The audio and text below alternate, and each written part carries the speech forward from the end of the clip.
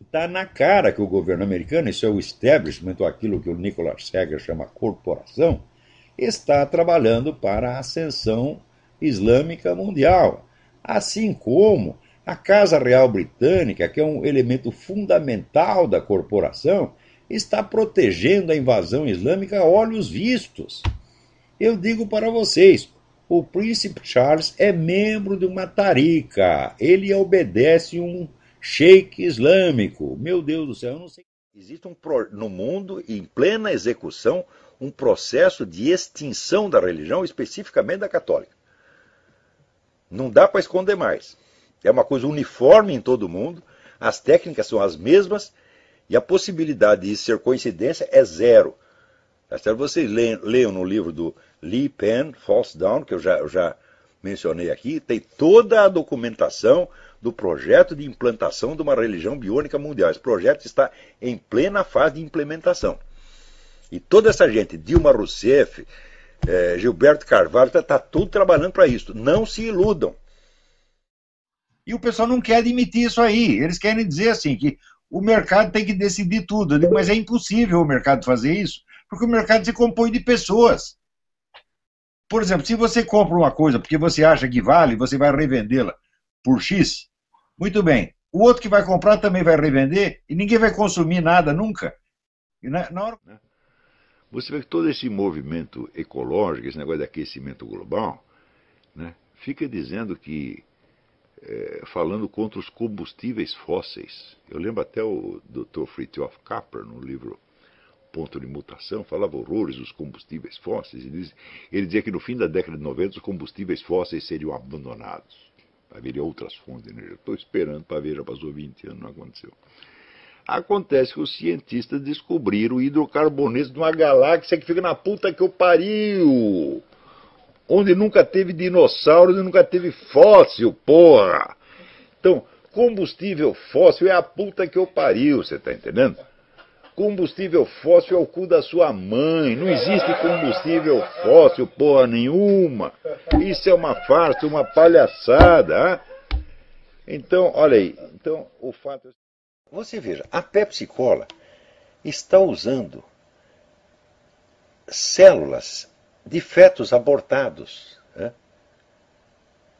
como adoçante nos refrigerantes. De alguém denunciou isso e o negócio foi para o governo, foi para a agência respectiva do governo, que eu não lembro o nome da agência, e a agência disse que tudo bem, que isso é um procedimento comercial normal. Então tá aí, toma Pepsi Cola, você é mais do que o homem sanduíche. Você é um abortista terceirizado. O ser humano é visto como uma mercadoria reciclável ou como uma matéria-prima reciclável.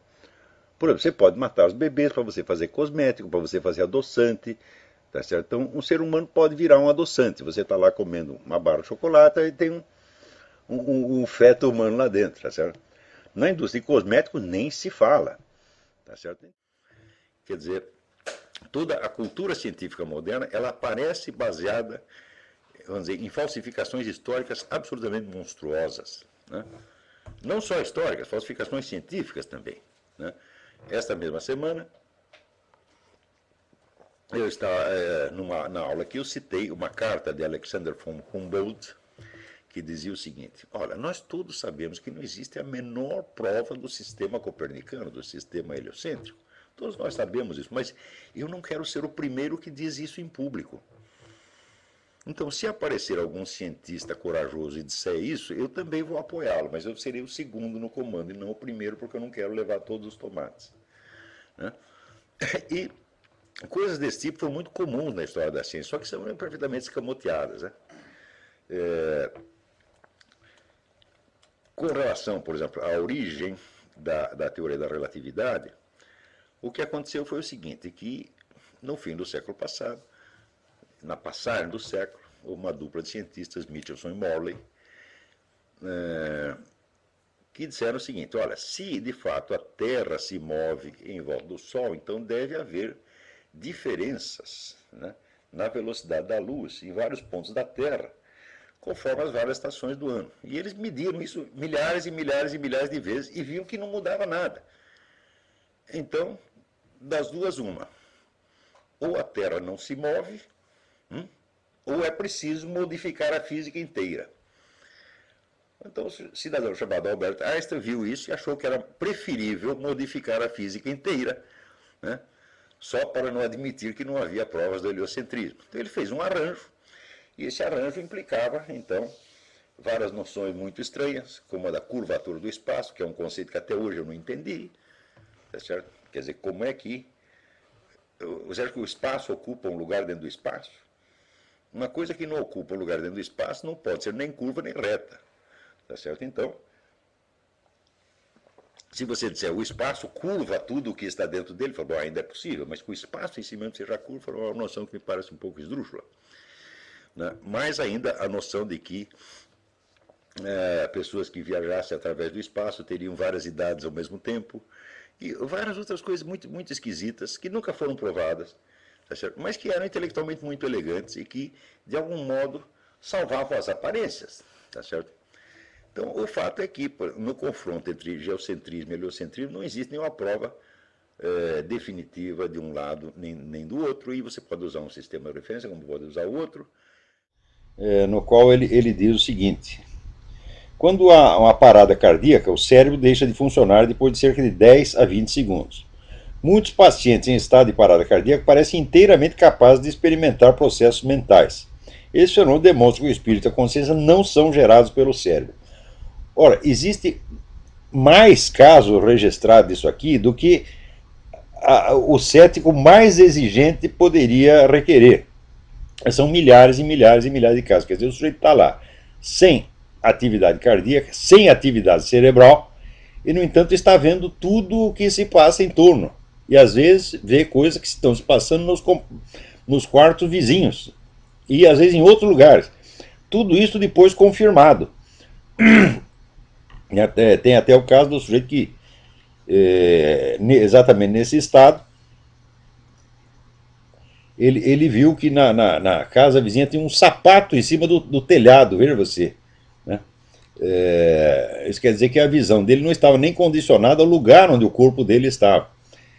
Na maior parte dos casos, as pessoas veem e reparam em mais coisas do que reparariam se estivessem vivos e despertos. Quer dizer, a bibliografia a esse respeito é tão imensa que a mera pretensão de que a consciência é causada pelo cérebro deve ser rejeitada em limine como uma coisa, assim, uma estupidez, uma simples lenda, crendice. Não há nenhuma prova, nenhum sinal, mesmo remoto, de que a consciência seja causada pelo cérebro. E há milhares e milhares e milhares de provas de que pessoas sem nenhuma atividade cardíaca ou cerebral continuam tendo consciência. A primeira ciência que se desenvolveu no Ocidente foi a teologia. Quer dizer, todos os critérios de verificação, de correção textual, etc., foram todos estabelecidos pela teologia. E provavelmente, vamos dizer, a teologia é a única ciência que tem um discurso racional do começo até o fim. Porque, por exemplo, outro dia eu disse aí assim, toda a história das origens da ciência moderna é tudo empulhação. Não foi nada disso que aconteceu, tá certo? Então, por exemplo, a ideia de que não, a ciência moderna, a razão e as luzes, né, expulsaram a superstição, a astrologia, a alquimia, etc., etc., e criaram uma nova era de ciência e racionalidade. Isso é absolutamente falso, absolutamente falso. O que eu estou dizendo é resultado, assim, vamos dizer, de estudos que eu fiz em livros publicados nos últimos 70 anos que maciçamente confirmam essa tese. Como ninguém no Brasil lê esses livros, então a minha afirmação parece chocante. E daí o sujeito, baseado naquela informação que ele recebeu na faculdadezinha de fundo e quintal que ele frequentou, ele diz, esse cara não entende nada, ele só lava analfabeta, aquele negócio que ele está falando, só fala coisa absurda. A União Soviética foi que armou a Alemanha nazista em segredo. Não existiria exército nazista e não existiria perigo nazista se não fosse o plano de Stalin de usar os nazistas como ponta de lança da revolução. Tanto é que o Stalin ajudou o Hitler, né? Exatamente, se não fosse Stalin, não existia. Hoje, no começo foi o livro do Ernest Toppich, o primeiro que levantou essa leve, Hitler's, Stalin's War, o livro chama, um clássico, né? Hoje tem uns 20 livros documentando isso, sobretudo com material dos arquivos de Moscou quando foram reabertos. Hoje essa tese está mais do que provada. O Stalin planejou toda a Segunda Guerra com antecedência, usando os nazistas como instrumento, como ele dizia, o navio quebra-gelo da Revolução. Por exemplo, todas essas proibições de fumo que tem aí, elas são manifestamente destinadas, vamos dizer, a inibir a conduta do sujeito. Então, isso aí é extinção de comportamento. Isso é uma técnica psicoterapêutica. Só que os caras estão submetendo você a essa técnica sem você tê-los autorizado. Quer dizer, quem foi que autorizou o Ministério da Saúde, tá certo, a aplicar em mim uma técnica terapêutica que eu não pedi, que eu não solicitei? Então isso aí, obviamente, é uma prática ilegal da medicina. Por exemplo, se você tem um cachorro, você entende o cachorro? Não, é claro que não entende. Se você tem um gato, vai entender a cabeça de um gato? Não entende, no entanto, você tem amor por ele. Mulher também. Não é para entender, meu filho. Tá vendo? Agora, falando em África, alguém me pergunta o seguinte aqui. Olha aqui, o Toussaint Louverture, fundador do Haiti, dedicou o país ao Exu. E a cidade de São Luís de Paraitinga, que foi destruída agora, né, pelas enchentes, é a sede nacional das festas do Saci Pererê, que é o Exu. E a Louisiana, né, onde teve o furacão Katrina, que destruiu tudo, né, é a central da macumba aqui nos Estados Unidos. Então o pessoal pergunta, será que isso é uma sentença divina? Eu falo, eu não sei. Mas aqui eu acho, que isso é opinião pessoal, eu não tenho provas disso. Eu acho que essas macumbas dão um azar desgraçado, porque onde tem isso, todo mundo se ferra. É uma constante histórica. Você não vê por exemplo, você vê aqui nos Estados Unidos, qual é o lugar do mundo onde os negros vivem melhor? Aqui nos Estados Unidos. E o padrão de vida comparável de todo mundo, estão lá no Senado, estão na presidência das empresas, estão milionários, fizeram o presidente da República. Tem algum deles praticando macumba? Não tem. É tudo pastor protestante, porra.